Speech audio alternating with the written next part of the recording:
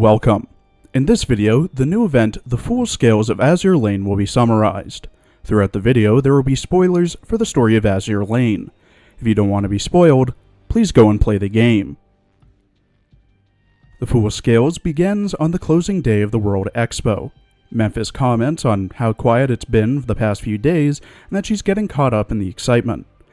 Helena comments on how rare it is to see Memphis excited for something, with Memphis retorting on how could she not be in the mood with everyone else having fun. Memphis then mentions getting souvenirs before the expo ends, as well as Her Holiness Marco Polo giving a speech during the closing ceremony. The commander is confused as to why Marco Polo is referred to as Her Holiness. Helena says to the commander that everyone seems a little too excited. There's something sinister lurking, but the commander can't put their finger on it. Memphis chastises the commander for believing something weird is going on and drags the commander along to get souvenirs. The commander thinks to themselves that there is definitely something wrong. Before the commander knew it, they, Memphis and Helena, had taken their seats in the Colosseum to listen to Marco's speech. The commander is further confused as to when they got to their seats. Marco begins her speech saying that today is a day to celebrate. No more conflict between the factions or with the Sirens.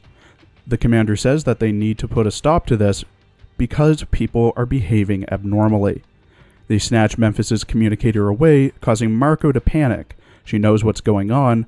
The commander then blacks out. The commander then awakens to a black sun. It reminds them of the reality lens. They feel no heat from the sun and decide to approach it, staring deep into its depths. Something comes into view, a massive machine that resides within the black sun. The commander only sees a part of it and gets goosebumps before blacking out again. Now they're at the bottom of a sea, in a bygone era. It's hard to breathe. Before the commander suffocates, they hear wind chimes. A breath of fresh air, wind, and another dream. Torii gates stretch into the distance with inverted castles hanging from the sky above. The commander sees someone beneath the Torii gate, a strange yet familiar person, in black and red. She turns around, a face that can't be seen. The commander tries to call to her, but she disappears before anything is said. A voice comes from behind. Shinano. The commander has found themselves in another Shinano's dreams, with Shinano not knowing who the woman in black and red was, as she's never seen them. Shinano was supposed to be the Sakura Empire's representative to the World Expo, before she fell asleep and missed it. The commander finds it strange that they're in her dream and asks Shinano about the wind chimes. Shinano says that she hears them as well, but not all the time. She believes that they're a guide. The two discuss the black sun, with Shinano calling it an ill omen. The wind chimes echo again, and the commander is given a phone number from Shinano. They must talk in the real world. The World Expo, once again. Memphis and Helena utter the same lines as before. The commander knows that this isn't a dream. The two ship girls ask if the commander is fine, which they are, before they explain the situation they're in. Memphis and Helena try to call for a medic before the commander says they're going to go talk to Shinano, also telling Essex to prepare for battle. The three of them make it to the Sakura Empire Pavilion, where they find Suruga scolding Shimakaze, with Alfredo Oriani giving them a tour. The commander says that they should follow the tour, as Shinano is most likely in the Sakura Empire VIP area. Memphis asks why they have to be secretive, but the commander isn't going to tell them. Suddenly, a huge machine falls from the sky, destroying the building in front of them. Memphis and Helena secure an evac route, calling a code black. Nearby, Shimakaze asks if Suruga and Alfredo are okay. Suruga just barely managed to get out of the way, while Alfredo is freaking out over the destruction of the pavilion. Alfredo tells the two Sakura ships to evacuate while she handles the situation. Shimakaze says that she'll stay too before Suruga drags them both away from the giant machine. Back with the commander, they order aerial support to help everyone evac from the area. Shimakaze, Suruga, and Alfredo thank the commander for rescuing them. Shortly after, everyone has been evac to the underground emergency shelter in the Eagle Union Pavilion. Essex informs the commander that the shelter was installed after Saratoga heard the commander was attending the festival. The commander asks Helena to test the comms to other bases, but she can't get to NY City or New Jersey's fleet. They're not being jams, rather she can't find who she's trying to reach, likewise with others from the outside. Essex hands the commander a handheld monitor to show them the situation at the expo. The Colosseum has been completely leveled, with mechanical eyeballs, named gazers, wreaking havoc. The Royal Navy and Iris Libre pavilions were heavily damaged in the attack, with both planning to evac to Malta. The Sardinian fleet is regrouping in their pavilion, planning a counterattack. The Sagar Empire is defending their own pavilion. The Dragon Emperor's pavilion isn't damaged, and none of the shipgirls are on site. The Northern Parliament's pavilion has been destroyed, and the shipgirl statuses are unknown. There is intense fighting at the Iron Blood and Vicia Dominion pavilions, with Blueprint shipgirls holding the line. Essex and the others wait for the commander's orders. The commander's communicator goes off, with a repeat message from Illustrious on the other side. She informs everybody that both the Royal Navy and Iris Libre fleets are gathered southeast of the World Expo, retreating to Malta to reorganize and counterattack. Illustrious then calls on all ships who can hear her to join them and strike within an hour. All are welcome. The commander says that this is a good idea on paper, but gathering outside of the pavilion makes them targets. So for now, they ask Shangri-La to set their own meeting point en route. Suruga calls in, saying that Shinano wants to meet the commander in person. The commander asks how the Sakura ships are holding up, with Shinano claiming they're fine.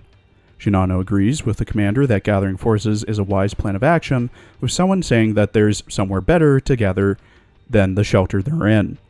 Prince Eugen is the other person, reminding the commander that all pavilions have secret weapons installed, and the better place in question is the Vicia Pavilion and their skybound wall. Kyrson chimes in, saying everyone is welcome to join the Vicia Dominion at their pavilion. Eugen asks the commander for their answer, with the commander agreeing that they should move to the Vicia Pavilion. Before they leave, the commander asks Eugen about what she knows about the other factions' statuses. Eugen says that their info on Sardinia is the same as theirs. The Northern Parliament tried to evac to meet up with the Royal Navy before turning back based on the commander's orders, and the Dragon Emperor left days ago. For now, Sardinia will go with Ironblood, and the Eagle Union will meet with the Northern Parliament. Aurora radios in, saying that several of the gazers are headed for the Eagle Union's pavilion, suggesting they may want to retreat. The commander anticipated that, telling Aurora that they're regrouping at the Vicia Pavilion. Illustrious and Jean d'Arc also radio saying that both their factions will go to the Vicia Pavilion as well. Over in the Vicia Pavilion, Fa, Joffrey, Lendampre, Kyrson, Souffrin, Gouchet are fighting off gazers. Kyrson notices that they won't attack unless the shipgirls attack them first, with Souffrin noticing that they're more focused on destruction rather than attacking the shipgirls. Kyrson leads the commander and other shipgirls deeper into the pavilion until they reach a conference room, where Vittorio Veneto, Eugen, Shinano, and other shipgirls are seated around a conference table. Veneto apologizes for the disaster, with Eugen saying that she couldn't have predicted this. Bolzano interjects, saying that they should reestablish comms due to Taranto and Rome being unaware of the situation currently. Illustrious asks Veneto if there truly were no warning signs before this destructive event happened, which there weren't. Everyone is confused as to what these gazers are. A report comes in saying that the entire venue has been reshaped to the point of it being unrecognizable. The gazers spout a mystery substance into the area, which spreads on the ground like a white moss. Joffrey interrupts, saying her recon planes have detected gazers beyond the expo area, all emitting that substance. Other carriers, such as Hakuryu and Shangri-La, corroborate these claims. Gunshes says that they've seen this phenomena in a mirror sea before. Shinano says that it is a being that must not be let free. A voice chortles over the comms, enjoying the view of this new world. Veneto recognizes the voice as Marco Polo. Everyone rushes out of the Vicia Pavilion to see a throne high in the sky carried by angelic wings, with a large gemstone that resembles an eye. Seated upon this throne is Marco Polo. Marco greets everyone, and is then asked by Veneto what the meaning of all of this is. Marco says that the kingdom of God has been made manifest in sky and sea. God has descended upon the earth and granted her, his emissary, supreme powers. Veneto tells Marco to end this farce, which angers Marco. Marco blames the commander for being too perceptive and plans to punish everyone by making them kneel. Veneto gives her final warning, which Marco ignores. Veneto orders Curacao to take down the skybound wall so that she may fight Marco Polo.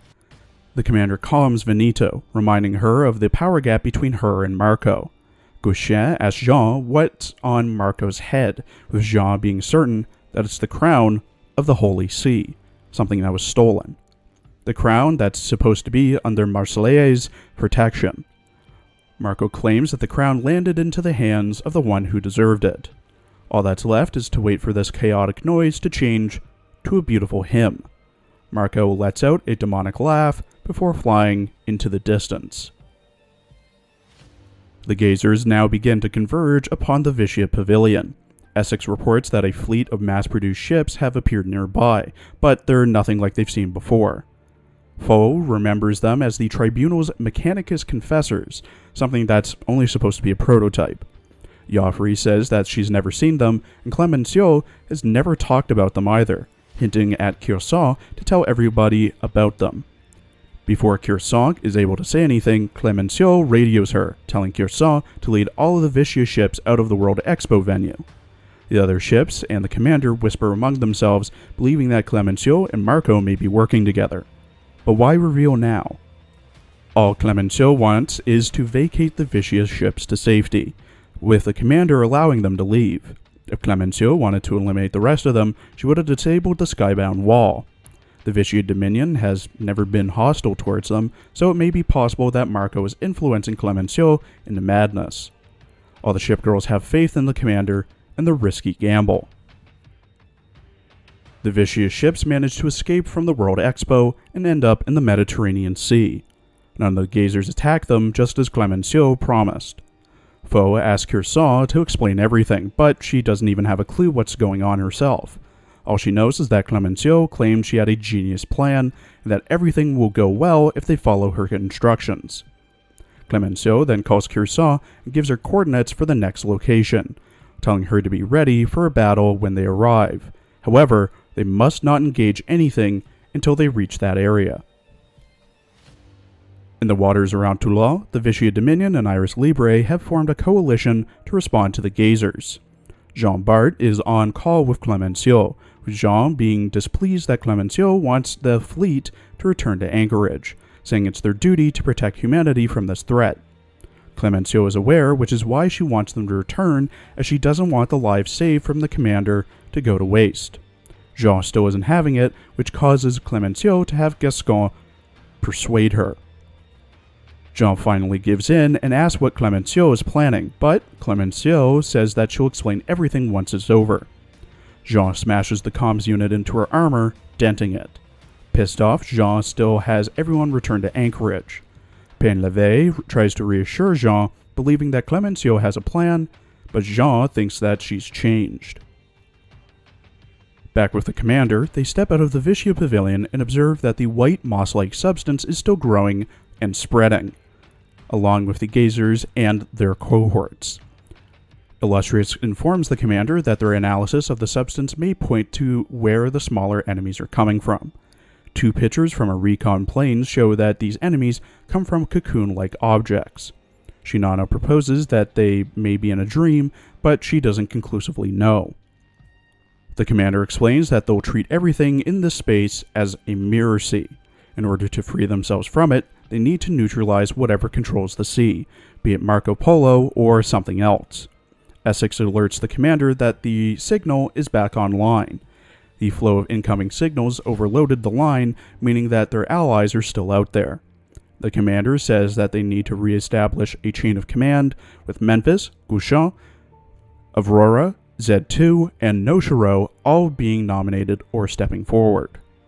The gazers have gone as far as Gibraltar, but the fortress there still stood. The commander asked Warspite to mobilize what she could, but the garrison is under siege and surrounded.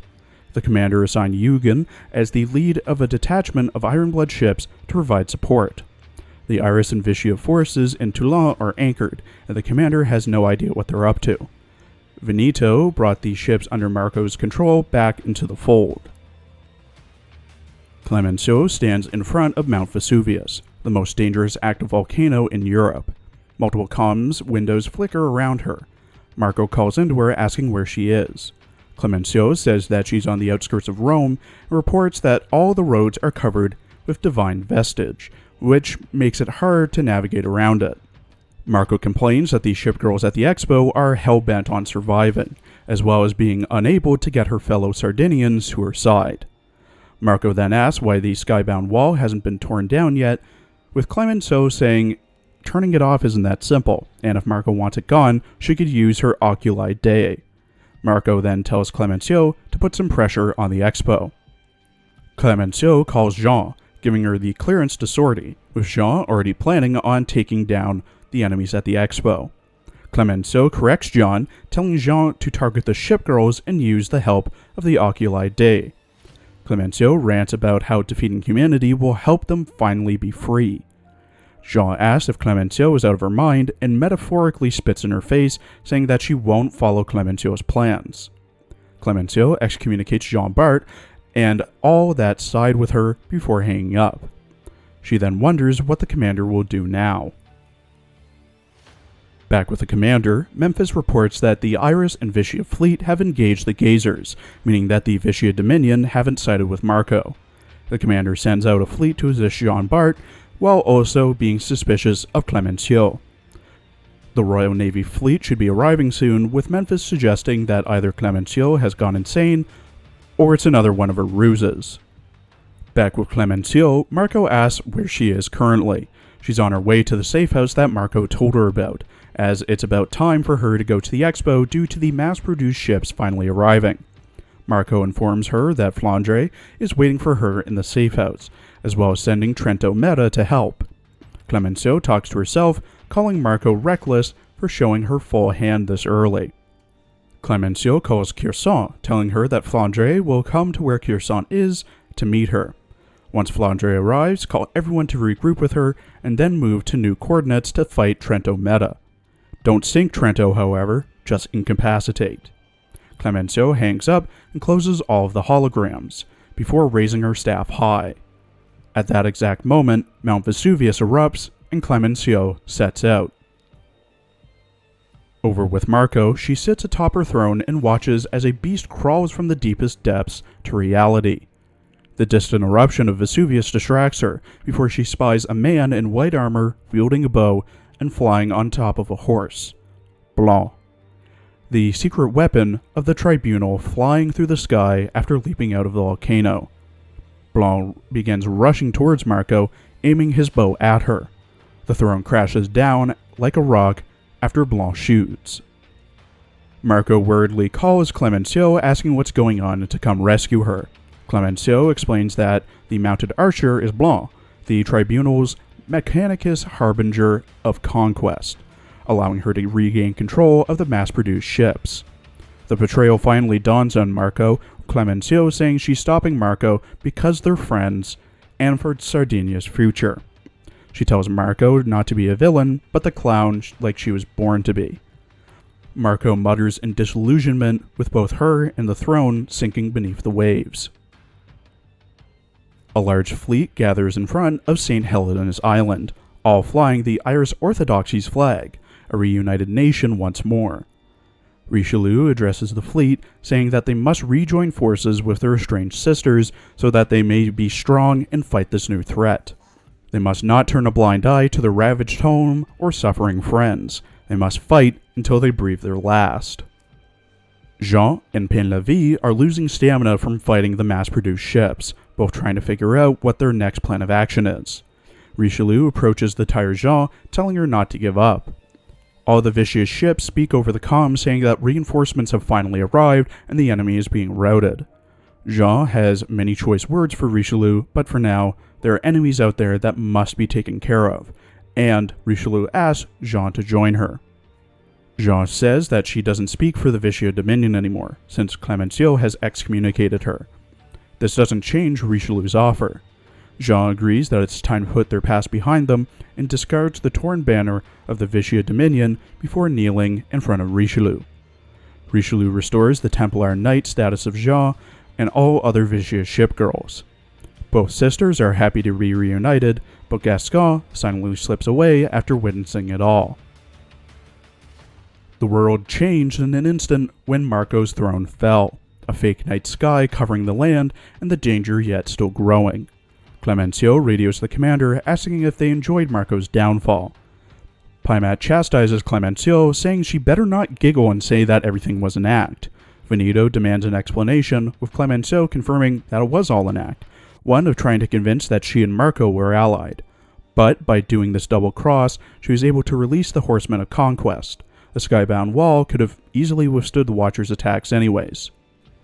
Veneto believes that everyone should be satisfied with what Clemenceau has revealed, but warns her that not everyone will be content with just that. The Marco Veneto knew wouldn't have plotted something of this magnitude, meaning that, as Marco's co-conspirator, Clemenceau must have enabled her. Clemenceau defends herself, saying that she didn't have the power to face Marco's power. Then adds that she's on her way to the Vichy Pavilion. The commander asks about the fleet in Toulon, as they just learned that Jean's fleet is struggling. Reinforcements were sent, but they haven't reached them yet. Clemenceau says that she'll reinforce Jean's fleet and that they'll talk more in person before hanging up. Shortly after, Richelieu radios the commander saying that she helped Jean's fleet, and once they clean up, they'll rejoin the commander. The commander asks Richelieu of the hidden passage and what happened at St. Helena, with Richelieu explaining that when they went to St. Helena to rescue Marseillaise and secure the crown of the Holy See. But they found documents that led them to materials related to Siren tech, specifically the network of highways that Compiler used to quickly move across the ocean, and the microlayer transference system which Compiler used to form the sea fog. The reach of this network spans the entire world, which allowed Compiler to stage mirror seas wherever she wanted. The commander informs Richelieu that they're going to meet Clemenceau in person, and wants to know as much as possible about the situation. Richelieu says that before Clemenceau left, she told her of her plan, at least partially. She was going to stop Marco Polo and use the situation to reunite the Iris Libre and Vichy Dominion. By making herself the villain, she could protect Jean Bart. Aurora gives her input, saying that despite what happened, the tribunal's knowledge is essential in this situation. Richelieu agrees, asking the commander to look after Clemenceau while her fleet repairs and resupplies itself. A fleet of Sakura and Irish ships approach where Marco's throne fell. Suffren, Gouchen, Jean, Noshiro, Hakuryu, Shinano, and Shimakaze look around, with Shimakaze turning on her searchlights.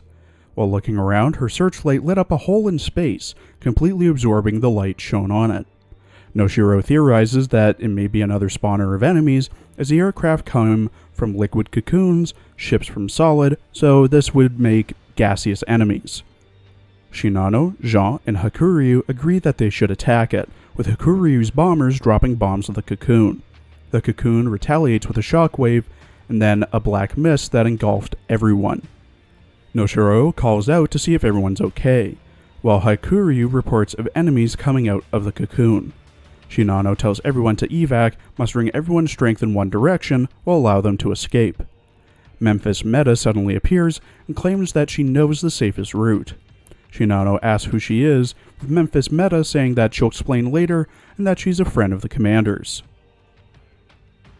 After escaping, Memphis Meta talks to normal Memphis and the commander about what happened in the fog. Memphis thanks the other Memphis for their help, both now and in the Sea of Stars with the reality lens. Clemenceau enters and assumes that the problem is solved since everyone is being so carefree. Memphis Meta continues her explanation, saying that the current situation is at least 100 times worse than with the reality lens. Helena Meta is working hard to slow the superimposition, but it may not be enough. Clemenceau is surprised that someone knows of the superimposition, with Memphis Meta then asking if she's the one behind this. Clemenceau is partially behind it, with Marco being the rest. She has no idea what this god that Marco refers to constantly is, only that she wants this god to descend and establish a quote-unquote paradise. Clemenceau brings out a map showing where the abnormalities began, as well as cities, ports, and islands, all connected with lines. The large circle on the map is paradise, where the god will descend, and is filled with divine vestige, that white moss. The smaller circles are conceptual anchors to create and maintain the paradise. These anchors are Vishia's sacraments. The lines connecting the anchors are actually closer than what's on the map. Using Compiler's microlayer transference network, they should be able to get access to them no matter how far away they are, countering Marco's concept of God with true divinity, the Holy Iris, stopping Marco from calling in a god from another world. The commander meets with members of all the factions to discuss Clemencio's plan. Shipgirls across Gibraltar, Malta, Toulon, Taranto, Rome, and Venice have activated their skybound wall. The respective fleets in those areas were taking care of the reality anchors in their vicinities. The anchors in Algeria and Carthage will have to be taken care of by the Royal Navy and Iron Blood, respectively. The Dragon Emperor, who have been having tea near the Suez Canal, will be taking care of the anchor there. Soyuz calls in, saying that she'll take care of anchors in Constantinople and the Aegean Sea, as well as reporting that Champagne, the blueprint ship, is ready for battle, though she'll be accompanying the Northern Parliament for a while. The commander tries to think of who else they can call on before remembering that they have Hiro Meta's contact code, and calls it. One by one, the conceptual anchors fall. First the Dragon Emperor, the Northern Parliament with Champagne, Metafleet, Iron Blood, Royal Navy, and Iris Orthodoxy. Rays of light shoot out from each skybound wall as each anchor is taken care of, all converging to the sky above the Vishia Pavilion. As the final anchor is taken care of, the transference device lights up. All of the factions have gathered at the venue, with the Spear of Destiny ready to strike down the false god. The commander gives the order to launch the spear, and lights from around the globe focus at one point above the pavilion, then shoots the false god's cocoon. It breaks through the outer layer, and with its destruction, a huge geyser emerges, calling its smaller brethren to converge on its location.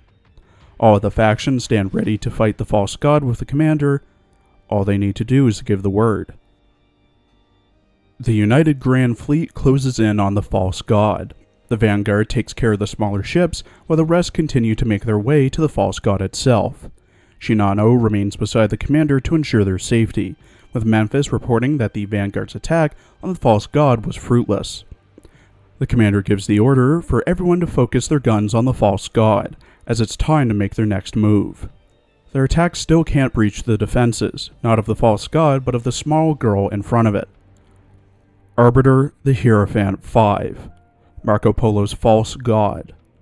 Hiryu Meta says that the Ashes have fought her many times before, with Hierophant being one of the few arbiters who can be reasoned with. Marsiliers informs the commander that Hierophant also has the crown of the Holy See, and it must be retrieved before it's corrupted.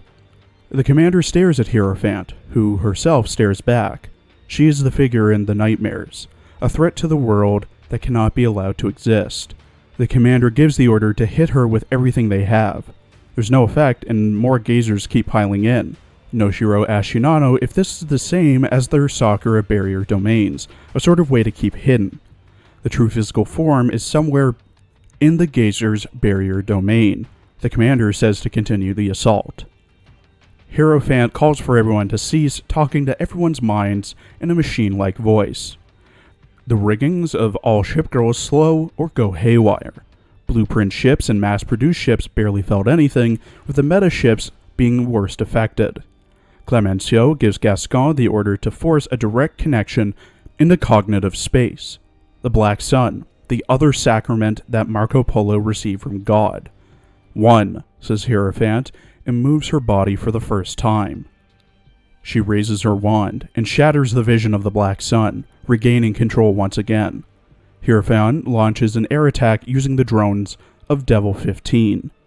The drones surround Hierophant, who cast a net of light on them. Two, Hierophant says, as she vaporized the mass-produced ships. She's being supported by the Devil. Hierophant controls concepts, and the biggest threat to her is the commander. She charges the commander, shrugging off any and all gunfire from the shipgirls. 3, Hierophant utters, the commander's vision engulfed by a web of lights coming from her drones. An explosion and a portion of the drones are gone. Helena Meta tells everyone not to give up, and informs the commander that the Devil's mainframe is no longer there, meaning that the Hierophant will no longer have support. For as long as the barrier holds, her conceptual attacks will be weakened. "Split," speaks Hierophant, as she takes off her rigging, now accelerating at high speed to the commander. Wind chimes. Shinano manages to hit Hierophant with one of her plane's machine guns, stopping her. The first time Hierophant was pushed back. "Split," Hierophant states again, splitting in two. The second copy comes face to face with the commander, saying "clone" before the commander loses consciousness. The commander wakes up to a dim basement and unfamiliar furniture.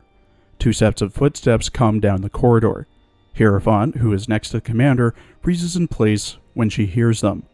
The doctors, Aust and Anziel, are here.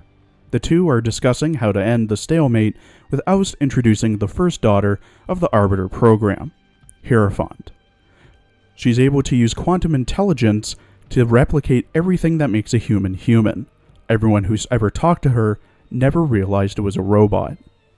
Aust believes that she even may surpass the Tower of Babel. Anziel thinks that Aust just wants to make more cute white-haired girls, with Aust saying that it's a tried and true design. The two talk before they reach a disagreement, with Anziel believing that there's other options if both sides can fight and communicate, with Aust obviously disagreeing. Anziel asks the commander's opinion on the situation.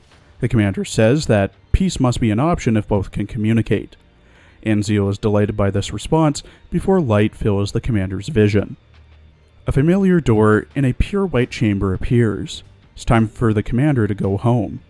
They see the remnants of the World Expo venue around them, bathed in the cool moonlight. In their hands, the crown of the Holy See. Countless voices call over the communicator, saying that the commander disappeared with Hierophant for a period of time. After the conclusion of the assault against Hierophant, the different fleets have gathered in the Reims Cathedral for the Irish Orthodoxy's coronation ceremony.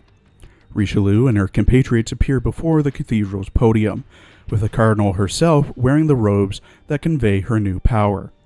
Clemenceau, holding the crown of the Holy See, praises Richelieu for overcoming the adversities before her, and as the representative for the Holy See, honors Richelieu's contributions to the unified Irish Orthodoxy. Clemenceau asks if Richelieu will wear the honor of the Irish Orthodoxy upon her head. Richelieu, kneeling in front of Clemenceau, says that she's been pondering what the crown signifies ever since she fled. During the battle with Hierophant, she saw another crown, a megalomaniac's ambition, a tool for selfish ends, a product of siren tech meant to make fools of the Irish Orthodoxy. Richelieu stands and grabs the crown. At some point, the sirens replace the true crown with the one in their hands. They had been worshipping a false god for a while. Richelieu accepts her place as pontiff, swearing that she will restore the Holy Iris and her country to its glory. She makes this vow not to the crown, but to the land and her people. She chooses to bear no crown on her head and swings a sword at the crown of the Holy See, the crown spewing out a dark red smoke before crumbling to pieces. Clemenceau congratulates her on a job well done, with Richelieu stating that the Iris Libre and Vichy Dominion will now gather under the same banner of the Irish Orthodoxy. Thank you for watching. Please follow my Twitter for updates, and please check out my other Azur Lane videos covering the ships of the Full Scales event as well. I have all the ship girl summaries up, ready to be viewed.